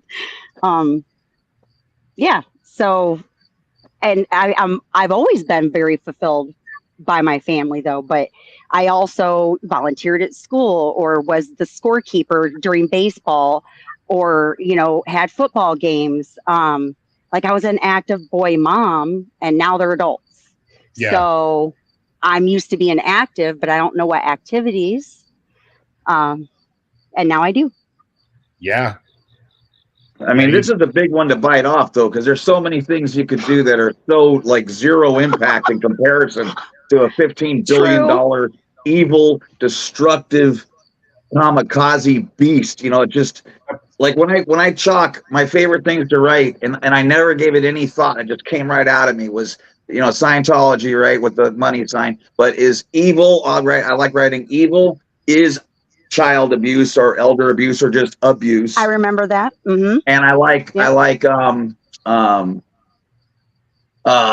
but evil is probably my favorite because it really sums it up. Like and this is what I tell people, there are no positives to Scientology. Yeah. There are some like wacky things out there that, they have a couple things that could really help you and they help you get around the corner before they knock you out or whatever. Scientology is bad news from the get. And you have to measure your gain versus what you gave to get that gain, if you consider it a gain. Like the whole crazy. I'm sure as dudes, you must have heard of the crazy hot chart that apparently guys use. And I'm not going to go any further with that joke than that, because I need to remember that not all people work in a crude factory all day. But you got it. If you know, and if you don't, I'm not describing it. But it works on any sexes, any relationship. You got to get your crazy and your hot, leveled. Yeah. Yeah. Yeah. Like I would say the best, like if you read The Way to Happiness and then never ever talked or read anything Scientology ever again, maybe, I guess you'd be okay. But even then I'm weary. There's plenty of nonsensical stuff in The Way to Happiness, certainly. Yeah. So I mean, if that's all the time you had to put in was to read that, you might say your gains were worth more than the time you put in. Sure. But the first time I read The Way to Happiness, I thought it was possible it was like an inside joke or something, because I saw all the posters and everything and I was like, wow, what the hell is this going to be? And then and I was like, this is the most third grade bullshit it'd be the kind of thing like if I said, hey, Selfless, man, I need a way to happiness. It's called Way to Happiness. I need you to scribble some shit down for me, man. We got 45 minutes. Okay. This is what I would expect. If you've seen my talking, I have written like a whole story before, and it's like a stream of consciousness that just came out of my brain. But I'm like, why not? This is the stuff that I would tell people. They're reading it as they walk by. I always feel like if somebody was to say to me, oh, well, who have you helped? I'm not sure that my goal is to help the Scientologists. Right. My goal is to inform the public. And so if I happen to help a Scientologist along the way because of something I say or a sign that I'm holding or whatever, that's wonderful. But mostly I'm comfortable just talking to the everyday people and letting them know, what's going on. Yeah. And I think that's cool. That's definitely an important one. Like me, I don't care anywhere near as much about getting someone out because of that whatever fallacy thing like Selfless was talking about last week is absolutely true. So I don't need to fight that. Yeah. Yeah. I don't need to fight that. That's a pain in my ass. I want to stop someone from coming in there if possible, right? And I know if I have to read a bunch of Scientology is evil and child abuse and this and that and people shouting and yelling or whatever, There's no way I'm walking in that place. There's no way I'm walking in that place. And they know that, and that's why they are trying to make sure that we're not there saying those things. Exactly. Yeah. So that shows you it works like a champ. Okay. Yeah. You know, and I'm just really happy about that because, like, at the end of the day, yeah, the children and the elderly, yeah, of course that gets my heartstrings because I was one of them, so I get it, you know. But I don't know how you help them. So if you ask me, how do I help Eric from 35 years ago, I don't know. Even today, I don't fucking have the answer. I have no idea how to get me out of there. Okay, so my point is, I'd much rather spend my time in areas where I'm helping no new person come in, because if someone ever talks to someone who I've spoken with, there's no chance you're going to get them in there. Pretty much. Yeah. There's absolutely no chance. So everyone I speak to and who sees all my flyers and chalk and everything, I feel like those people are going to look into it at the very least before they go in, and then they're going to find out this is shit. Yeah. So all we need to do is get someone to Google Scientology to win. Well, and Selfless, you and Pearl probably have experienced this too, but one of the benefits that I didn't even think that would come out of this is it really makes you feel good to whenever you encounter the college students, and I'm trying to use they're amazing to me. Like, I'm always impressed by the things that they may say, or how intelligent they are, or how savvy they already are, and how they, but also funny, and they enjoy stopping and interacting. And so, yeah, I'm definitely way more comfortable. I mean, I'm pretty sure they're younger than my sons. So, I mean, obviously I can relate on that parent level, and where if that was my kids that were going to be living there, I would want to know. So, right. And Wendy's really good at letting them know too. There is a college university dormitory that's right next door to the Ideal Oregon, Chicago, Columbia University. And so from day one, we were seeing the mistreatment of those students, and the invasion of their privacy, and the assault of many of them, and the violation of their rights under the Americans with Disabilities Act, and on and on and on. And we saw them activated on that weekend, like a good clutch of them, and they were going to tell everybody in their dorm. They were going to tell anybody who they met about how mistreated by this group right next to them. And we're also approached by business owners. Like there was that gym. One of the co-owners came over and let us know that Scientology had asked for their client list, and that they had rejected that request, and that they were going to. I got to see the Dunkin' Donuts man a few weeks ago. I thought I recognized him on the street. He didn't want to be on camera, but he's doing well. Well, that's good. Yeah. That's good to know. So I was just like, oh, that's who you are. And so, yeah, I knew he looked familiar. So this has been great. This has been a wonderful, long conversation. In interest of time, and since we've had our other guest hanging on for quite a long time, I think should wrap. I can't see much else, so I couldn't tell anything. I can't see a chat, or if you've got hits. It's all good. No, okay. Everyone, make sure you sub up the Corn Freak. Listen, I think I forgot to mention Nance, which is awful, but I got myself trained into kind of staying quiet, just because that was how I knew I wouldn't say too much. But also, I felt like I knew Nance before March 3rd in a little bit, because we talked so much in chats. But I did meet her in person on March 3rd as well. And obviously, we're still hanging out. We got to hang out for her birthday. So even though she couldn't come out, and she came to Battle Creek with us, because she could protest there. Yeah, it's I and think that's all. I think she's definitely playing it smart. I think we've been advised similarly, and It makes all the sense until this thing is done and dusted, not to, even risk incurring anything else. So, yeah. Well, no, we took a little mini girls road trip. It was Nance and me, Dip Me in Glitter, and Hellgear. Never a Nana would have come, but she says the back ride or her back on that long of a ride. Nope. Yeah.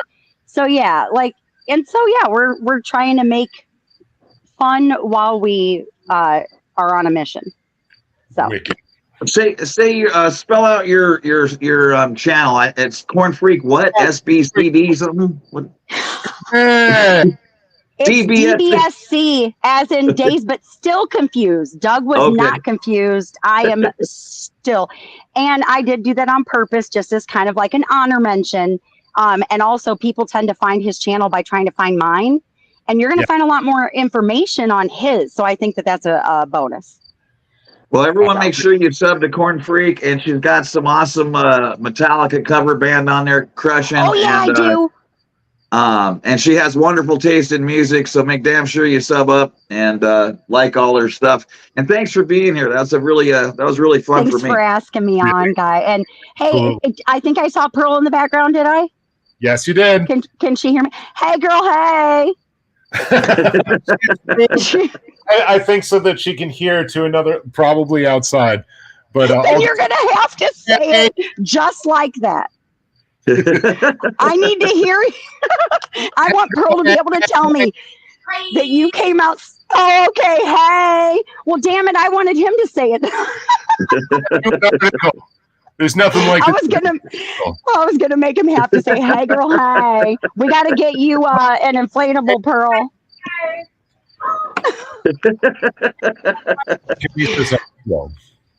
Well, thanks again for being here. Appreciate you. We'll see you soon. Yes. All right, bye, guys. Bye now.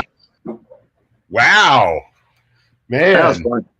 I didn't know. We a lot is water gone under the bridge since I was last protesting with Corn, and it was just we had a lot to talk about. That was wide ranging.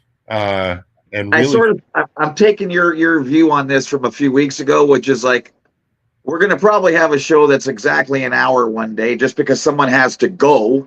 Okay. or maybe we covered everything and they're good and we're good. But sometimes it's just going to take a little longer but these are people that we've literally fought, side by side, and many people know really well, but don't know at all. And totally. You know what? If you don't want to see it, like I know if I didn't want to see someone or whatever, I would just fast forward to the next person. But we got nothing but A-listers here. And, the way I see it, unless you know the person personally, it should be relatively interesting, because it sure as hell is to me. And at the end of the day, that's what matters, because we're the ones doing the show. So, if we don't like it, we ain't going to do it. Good with Corn. I thought, that was great. We got into a whole lot of deep Scientology stuff and a whole lot of other stuff. And another, individual that I've shared the street with and needs to be celebrated more, I think, and has been holding it down here in Austin, getting them to shut those doors and to close those blinds. Without further ado, bringing the stage, Hitzel. What's up? How you doing? I've been behind the scenes. Yeah, I'm so new at this that I've been staring at myself for like a whole hour behind the scenes. Yeah, I forgot to press like enter or something. I was just staring at myself the entire time. You're getting ready. It's like being in the green room and you're in your chair and you're looking at your mirror. You're getting ready for your 15 minutes, or it might be a lot longer. So, but thank you guys for inviting me. Of course. And thanks for being here. I was always curious. I don't know if we ever went over this. How did you find your way to protesting on the street here in Austin? So it started, I was watching just YouTube shorts, and then I saw a short from William Good. It was the tall man. I always forget his name, the tall man, and he had the Xenu eyes. And as soon as I saw that, I just saw that this guy didn't look right. He looked at like he just didn't look right to me. And from there, it just started. Everything just started going. And it was. I think I was watching it for 3 months, and then I started watching Pearl, and I think Pearl is the one that actually pushed me more to go out there because I saw there was somebody out there. So my first time going was the day of the opening. That's when I met Pearl. Amazing. That's neat. That was a crazy day. I mean, well, we were just saying, Corn and I were both inspired by that day to hit the street the next weekend. So how was your side of the Ideal Org opening? What was that like? I was standing across from the entrance where everybody was going in. I was mainly just holding up the sign for the traffic.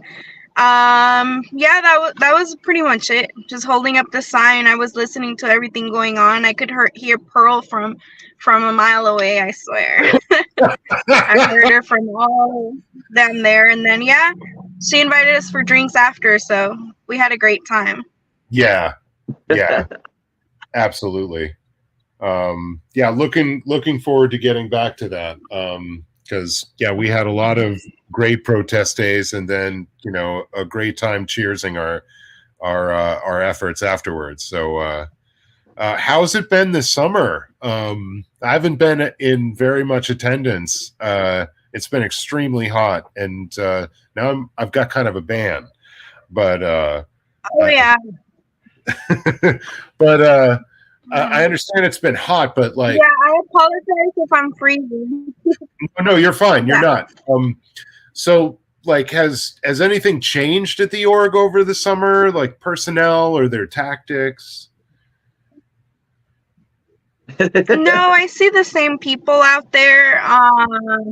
Yeah, just the same guys that go out there. I see them. The only thing, I stopped chalking for a little bit because it's just so hot just to like kneel down, and I always get sore after. So I kind of put a pause to that. So I'm excited for the weather to change to start doing that again, to start chalking. Absolutely. I feel like it's more attention from the people. I say, Hetzel, it's actually Selfless's fault for making chalking look so easy, because he does the letter, but then he outlines it, which you could not do unless you're comfortable, or in my eyes. Yeah. So like, without outlining anything, my back's breaking and I'm gonna fall over.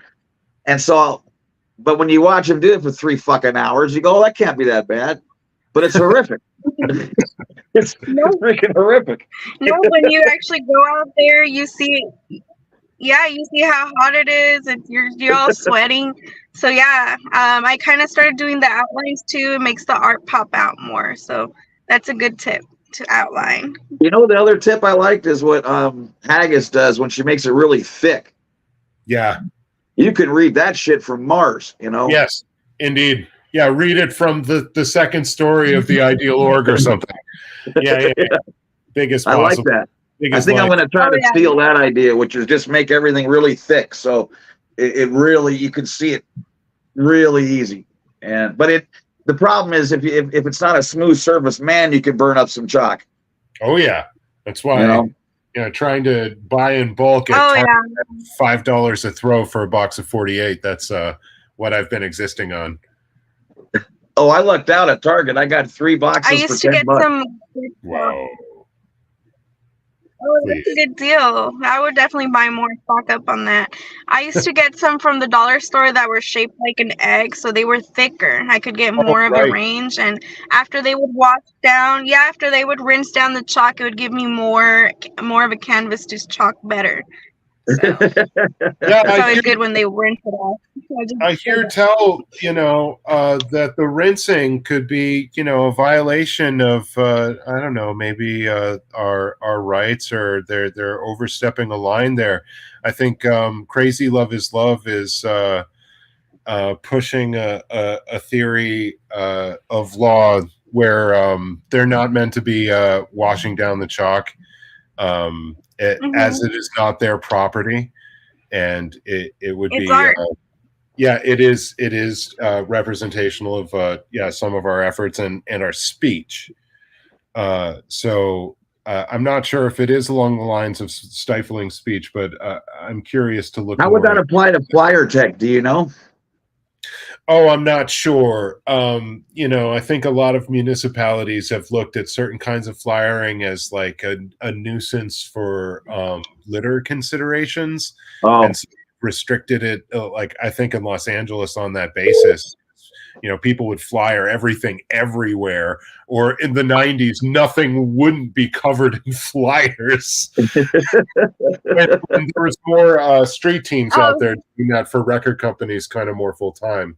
You don't see as much of that. I worked for one in the early aughts in Boston, but yeah, if there weren't restrictions, everything would be covered with an advertisement. Yeah,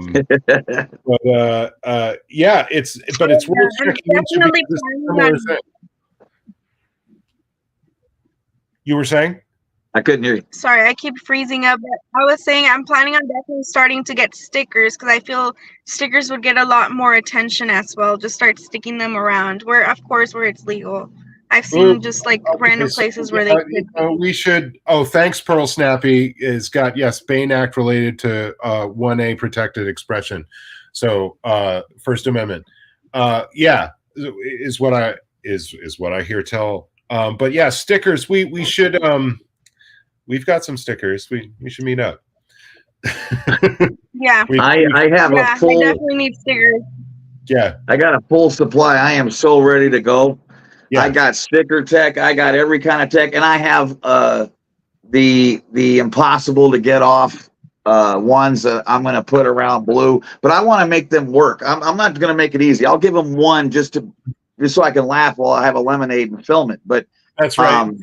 But I want to make them work. So I'm going to put the really insulting, horrific ones, 3 blocks away, 4 blocks away, so they can stay there forever until they get their ass over there with a tool and take it down. Everybody's going to know about their hot dog waterways 3 blocks away unless they get with a painter's knife. So. Oh yeah, I'm not sure if you guys have seen, but I found boxes and boxes of personality tests in Cedar Park and Leander. So I have about 6 boxes full. They're going to the park. 6 boxes. Way to grab those. So they've been branching out further and further. They're really doing an investment in putting out. It's those personality test mailers, right? Those pamphlets that you can mail in with the personality test, I'm guessing. Yeah. In the display box. Yes. Yeah, we're seeing them in all different kinds of stores everywhere, like and far away from the org. So they're doing it in parks. Gross. Well, I don't think I'm banned from the park. Oh yeah, anytime I see those, I just snatch them. Good idea. I'm like, no, I'm not in this city. Y'all aren't gonna keep it. Yeah, let's keep Austin non-Scientological. Exactly. Yeah. Keep Austin weird, but not Sciento weird. That's what I always say. Exactly. Yeah. Because that's kind of a boring weird. By which I mean they're not going to, kind of derivate from the teachings of LRH. So it is off the beaten path, but boring. Park is a city, not a park. Oh, Cedar! Thank you very much. It's a city. See what this New Englander knows about the region. I didn't even know that was a city, and you didn't. Yeah, Cedar Park. Yeah, Cedar Park. It's an outskirt of Austin. I'm sorry, y'all keep breaking up, and I have horrible service right here. But it's an outskirt of Austin. Little cities. I've seen them in donut shops. Nail salons, hair salons. So yeah, that's where they're popping. Gross. Well, I noticed, and there's a couple parks. I would love to know if this happens anywhere else, but I've been paying attention to where my stuff goes down. Oh, there you are. Can you say that again? Yeah, I've been paying attention to where they take my stuff down. And it seems to be they have a real problem with that stuff being up in the affluent parks. Yep. Okay. Like there's a really affluent park down the street from me where, you know, the ladies with the $1,000 buggies and their kids, you know, are playing. They don't like that shit there because it comes down quick. Yeah. It's like 3 days. Our hot demo for like the most casualization here. For real. Because like I've done this now 3 different times where I've gone a block and a half, and I did 2 of them off camera, 2 off stream, because I just wanted to piss them off. So I did the whole thing again and more each time, as you know I do. And like 3-4 days it's gone. And it's not just like 2-3 pulls. I'm talking like 20 pulls. So this is a concerted effort to take this shit down. Okay? Oh yeah. It's not like one person showed up in the van and like deployed a squad of Scientologists to take it all down. You know, someone is just literally just going and ripping them each one all the way around and the whole way. And I just thought it was funny because it's like it's a well-to-do area, you know, and it's always though it's what they believe is their target demo. Yeah, you know, that south of Ventura Boulevard, you know, type of Tesla mom with their kid. You know, rat race climbers. You know, want to get ahead to the next step, and maybe Scientology is that way. And on the way, Scientology is going to pick their pockets for a few, like maybe, you know, a moderate 5-figure number at the beginning. And who knows, you know, you get some of them for much, much more. But 2 different affluent parks I've done that and had that happen, where there's another sort of, I would just call them normal. They're actually nice, but just, you know, normal area, whatever, which is still nice, but my stuff stayed up there, and I just found that fascinating. Well, keeping track of these places where they're taking your stuff down, you could be identifying kind of pressure points for them. Where, like, that activity is going to be more of a problem for them, and so that's where maybe more investment and attention should be spent to. Well, really I like how I agree. Fire. Good point. I like not doing it on stream because it has a better chance of getting a few more days out of it. Yep. You know. Yep. Because I think they'll come immediately if they see me do it. So I do that off stream, and now I'm and I like doing it on a no sense thing, like 14 days later, 17 days later, and you just throw them up again on a Tuesday. And I noticed that they lasted for until like 4 or 5 days, and then they're all gone. Yeah, which doesn't happen anywhere, because I've even seen, like, in the other miles and miles and miles that I've done on these other streets, there'll be like 1 or 2 poles. They took it down, so you know someone in a McMansion was like, I don't want this shit over here, whatever. And then it's on all the rest of them for 10 in a row, and then it's gone for a couple. So that's how it normally is, right? You don't take down, there's not 20 poles in a row that you took it down. That doesn't happen anymore. You have to have some effort for them. Yeah. So are you interested, you said, you know, stickering and this kind of flyering? Because I think you know, we're pretty well supplied. We could good up with a box, I think, if you're interested in doing that. It's pretty good flyers. Yeah. Right on. Yeah, that would be awesome. I've been passing out a little bit more flyers lately.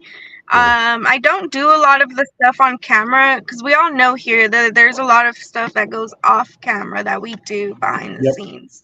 Correct. So I just try to stick flyers in random places, but I feel like that's a great idea. Even passing out stickers to the students. Totally, right. And we found it to be effective on campus. Like the flyering and stickering has been lasting there for extended periods of times, like not days but weeks, like over a month in many cases. So it's well worth your effort. And I think the last time we were there, we tried to do it right around the org, and from their walk from the org to the parking lot that they have up on Nueces. and those are probably all gone. But I think those are particularly vexing for them, as they have to see a bunch of anti-Scientology messages on their way to and from the org. Oh yeah, agreed on that. Yeah. They were actually handing out their own stickers on Saturday. I was out there Saturday. I caught myself a Dianetics bracelet. But yeah, so like they were out there. We were kind of movement bracelet, like a rubber bracelet. It says like Dianetics. Yeah, rubber bracelet. It just says like Dianetics, read it, and something else. Read it, and I forgot what it says. But right. I have a couple of. I have a box of those Children Can't Consent. Those are my favorite, along with the Tom Cruise equal barf. You know, those are my favorite, and I have a whole box that I got to take over and get cut in half to put in. I want to do this when school starts again too, on the regular, even if it's off stream. But I couldn't believe there was no issue at all at Cal State Northridge and at LA Valley College. So I know it'll be the same at Pierce. But be fine. I just walk in there with a box of these things. It doesn't matter. And I take their newspaper or magazine and then just throw one in, boop, boop, boop, boop, boop, boop, boop, boop, boop, boop, and put them all right back in. And no one says shit. No. So that's a fun way to do this too. Absolutely. You know? I didn't know you were doing that. That is a really good idea. Yeah, that's inventive. I like it. Right on. Yeah, I just feel like these people need to be called out. They just need to have more attention. Even I just feel like they don't get enough news coverage. Nobody covers this stuff. So absolutely not, because they'll sue the pants off of you if you say one word about Scientology. I think that's changing just a little bit. But, you know, we were just talking about Dodge Landsman there, and, you know, he fell victim to this very thing professionally, where he was a reporter for a local affiliate and did a story that was critical, even a little bit of Scientology, or asking questions, and lost his job, even tried to say, you know, I'll never do a story about this again, and I'll take a reduced rate of pay. And the lawyers were basically like, absolutely not, because, you know, this is way too much heat. And I think most of the news media is under that kind of threat, and they know it, because Scientology is absolutely reflexive. They will just drag your ass into court. If you have some means of broadcasting to many tens of thousands or millions of people, like affiliates do in any city, they're coming for you. If you say boo about them, they're coming for you. But Hitzell gets more views than NBC anyway. No one wants. I can't find someone who. I cannot find somebody who watches the news. Yeah, I don't know a single person anywhere, and I'm talking from 30-year-olds to my old ass. I can't find anybody who watches the freaking ABC, NBC, you know, news. Yeah, it's almost a done deal. It's like a wrap, you know. Well, I mean, it's the retirees right now that are their market anymore, and that will also come to pass. And I wonder what the networks are going to do, because the writing is on the wall. You're right.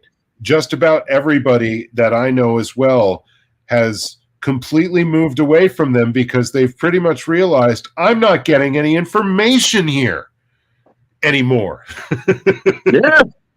It's almost the whole thing's a paid commercial now. So no matter who you are, no matter what the corporation, the story, when you find out, was actually paid for by that corporation. Correct. And to make it believable, you throw a couple scraps in there, and then you sort of tell people it's actually okay, and we're looking into this, and things look okay, we're on it. And then you find out that they're behind it. It's like the whole thing's a commercial at this point. So generally, and you know how kids are. It's like, if you're under 50, how much time do you even have the television on if it's not on YouTube? Yeah. You know, you're either on Netflix, Hulu, whatever, or YouTube. It's like you're not on NBC 5 o'clock local news. Who the hell? You got to be like 79 years old or up to be watching that shit. Yeah, somewhere in retirement age range, generally. Well, I mean, after I think a number of failures by the news media of people our age and younger there, Eric, through our lifetimes, where they just got it dead wrong, Ugh.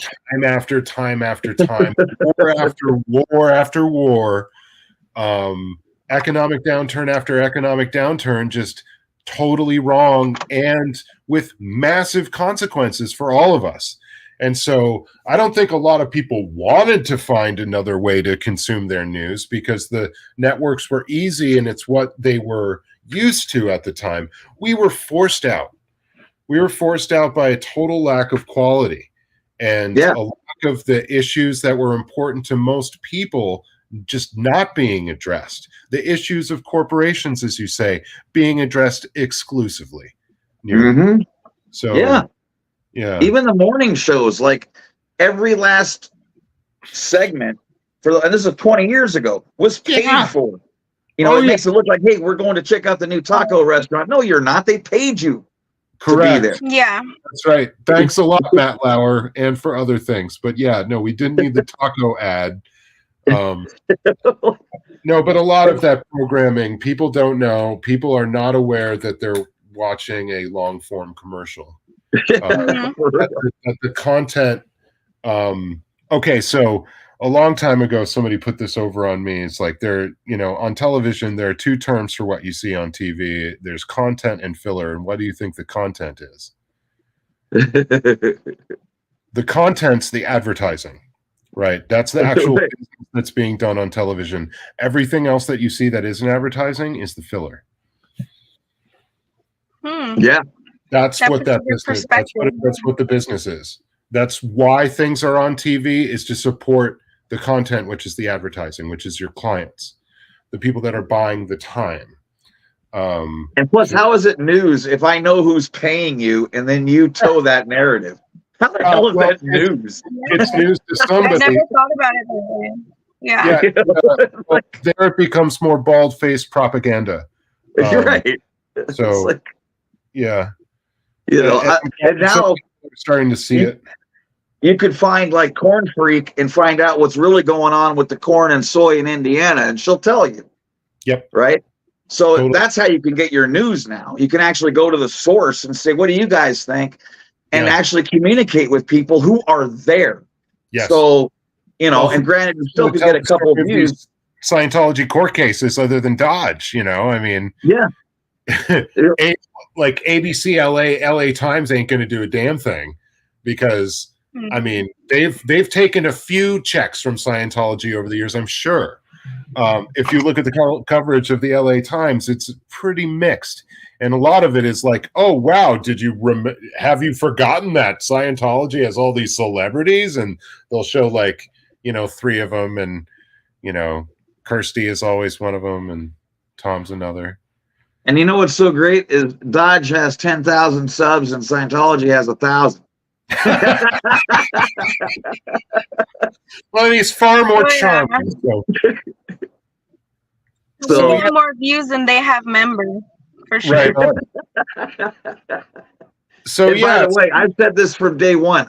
Aaron did a great show one time where he showed you how he came up with the figure of 25,000 or whatever. Yeah, I remember. Yeah. But if you just did a little asterisk on a show like that and then say how many people are currently on lines, meaning you're taking a course at 7 o'clock tonight. You're going to be in the academy telling someone to touch the wall. Yes. Not just inactive. I did take a course in like 1986. There was people like my dad that didn't do a course in 30 years, but would tell everyone in the world he was a Scientologist. Yep. That's a joke, but that's part of that 30,000. If you say how many are in there studying, oh shit, I bet it's probably 10,000. Yeah, exactly. It very well could be because, I mean, you've seen it, Hitzel. The course rooms on the 2nd and 3rd floor, they're not full. They're hardly occupied. Like some days, nobody's walking in there. It's empty. Yeah. Yeah, I still think Austin gets the most traffic that I've seen from from other views, Austin definitely gets the most foot traffic. Yeah, but just being out there on just regular days, I see like 5 people maybe on Saturday on a lucky day going into their course. Right. I mean, when they have special events, they get a bunch of publics to show up with their families and parade children in and like strollers and, you know, whole bushels full of kids that they're trafficking into there. But that's about it. Like when they do, I don't know, their open mic night or something where they're trying to, you know, fake the artistic community into their org, you'll see a bunch of families, but it's for show, almost certainly. They had a blood drive as well with the volunteer ministry. They had a blood drive a few weeks ago. Oh no, I missed that. That's the American Red Cross. Yeah, they had I think like 23 spots. I really don't think they filled up all the spots. The photo op ministries. Yeah, Yeah, the volunteer ministries. It would be good to follow up with any organization it's just that a scam to beg the members. Because American Red Cross. If they're making inroads with charitable organizations with that kind of reputation, that definitely needs to stop. Red Cross does not want to be associated with them in any way, shape, or form. The reputational damage to them would be extreme if Scientology's crimes were linked to their efforts. They honestly, they probably just don't know enough to know that they shouldn't be doing it, and that it's going to be a huge PR nightmare. It's going to make it harder for them to raise money for other things. I've worked for charitable organizations that have international reach, and none of them of that size want anything to do with anything like Scientology because it divides people so neatly. And they just wanted to introduce people. They want to introduce people to their courses. I feel like that's what they're there for. Yeah, of course. Them. Oh my God. Yeah. Give you a little self-help. And yes, niacin. Jody Spumoni, niacin tainted blood is dangerous. And the people who end up paying is their members. They tell their members a sad story. So all of this is going back up the bridge. It's not going to their org. Everything volunteer ministry is going to Miscavige. Yeah. Totally. Yeah, sidestepping that's a good point to make to Scientologists. That's very good. All of this effort that, you know, this org is hurting. Austin org, like you're not bringing in any money, and obviously, you know, you're pretty understaffed, and I'm sure things are going poorly. And everything you're doing right now is, just getting funneled to the top of RTC. Yeah. Yeah, they're not doing it for the victims. It's just for them. It's ridiculous. Yes. Yeah, so we were out there with a sign that day specifically for volunteer ministry. Yes. We had a great time. And that's one of the most disgusting parts of the whole place because and I want to vomit when I see that yellow van because everyone working there, it's just like someone who gets done with OT3. You're no longer innocent. You know this is bullshit. Okay? So you're hoping something happens on a higher OT level that makes it work or whatever, but you know you've been had at the end of OT3. Well, the same thing as the volunteer minister. You know that's bullshit. Point, right? That's Leah Remini's point. She was like first kind of like, what the hell? And then like, kind of other crimes, but like going through the wall of fire, and you've said this before, that'll screw you up. Totally. It'll knock you out. So you have to be really ready to go through the wall of fire. They have to make sure that you will stay, like you're anchored and chained to the thing. But my point is, I don't think you can be part of the volunteer ministers and be innocent. There's no way you can convince me you don't know this is a scam. They fly you somewhere, and you go to Costco, you buy a pallet of water. Everyone's lost their house from a fucking tornado or King Kong, you know, walked over your city, and now you're giving a couple bottles of water out and taking some photos. What the fuck is that? And doing touch assist. That's another thing. They'll do touch assist. They'll go to these disaster zones and try to poke you around. Like, no, I need real help. I don't need to be poked around. Yeah. Your house is in rubble, and they hand you a Way to Happiness book, some water, and a touch assist. Are you insane? They're there for these pictures, and it's so disgusting because you know you didn't do shit. You didn't do anything that made a difference.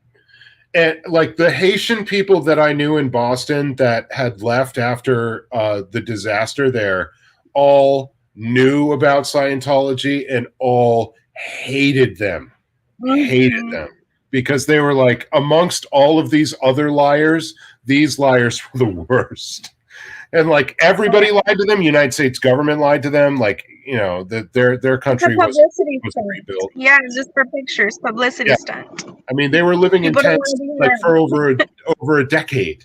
You know, very much the population center. They do that strictly so on the events they could. That's the only reason for the volunteer ministers is for the actual events themselves. You know, Dianetic's birthday, what LRH's birthday. You know, Auditor's Day, IAS. You know, whatever. And so they can show you, wow, look what they did in the Sudan. You know, crime's down 71% since they dropped some fucking weight of happiness. Yeah. So stupid. There was a radio station, I think BBC, that covered this.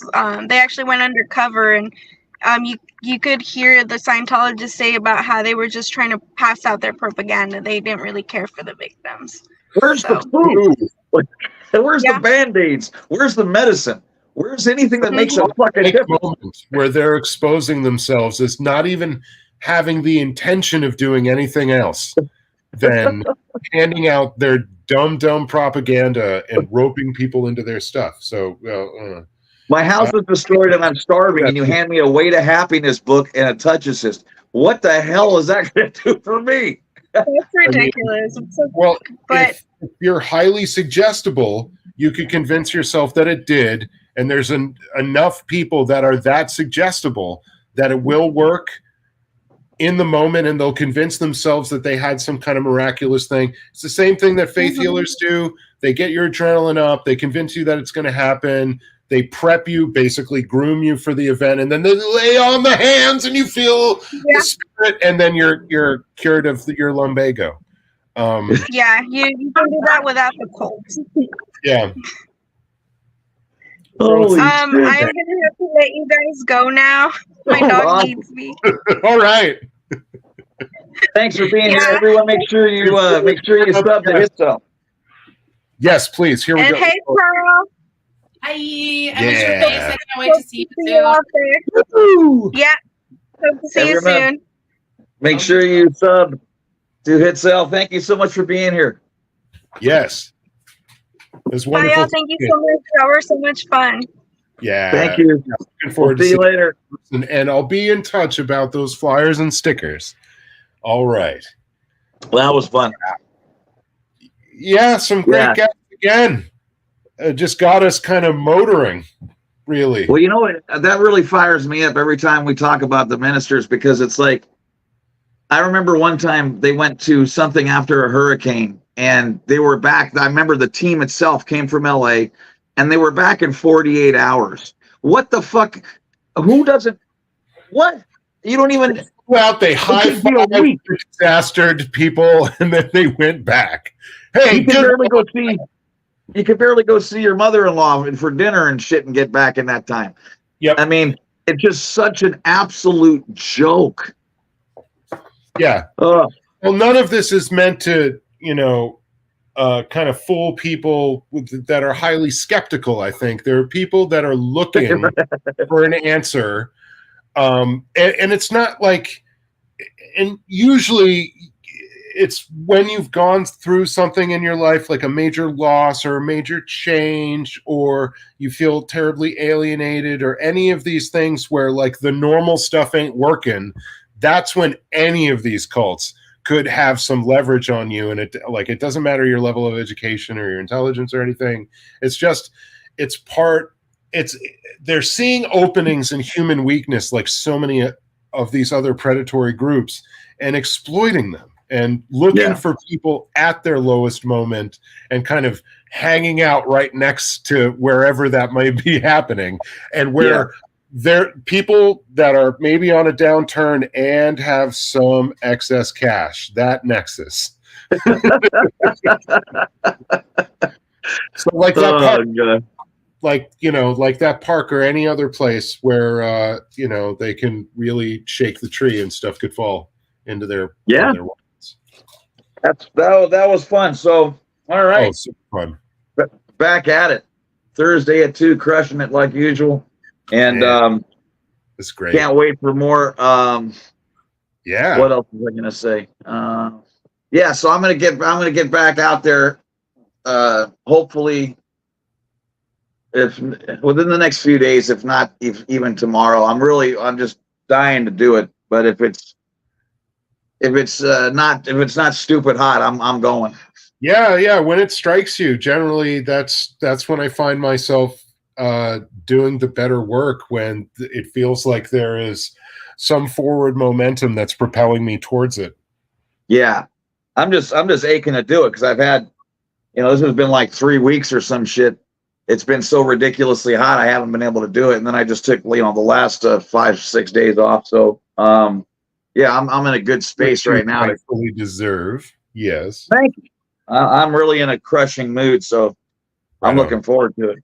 But all right, my man. Fantastic stuff as usual. I appreciate it. It's just so much fun.